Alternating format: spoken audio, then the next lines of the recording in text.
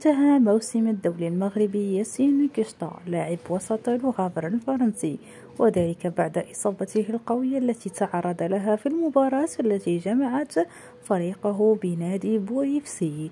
كما أن اللاعب تعرض للكسر على مستوى الكاحل، ما حتم عليه مغادرة الملعب في الدقيقة الثالثة من عمر المباراة التي انتهت بانتصار فريقه بهدف مقابل لا شيء. وحسب ما ذكرت بعض الوسائل الإعلامية الفرنسية، فإن اللاعب المغربي سيخضع لعملية جراحية ستبعده عن الميدان لعدة أسابيع، وقد يغيب اللاعب كشطة كذلك عن كأس إفريقيا لأقل من 23 سنة، متمنية له بالشفاء العاجل. كما أن اللاعب كان ضمن القائمة التي تم استدعاؤها المدرب وليد الركراكي في الوديتين التي خاضها المنتخب المغربي أمام البرازيل والبيرو.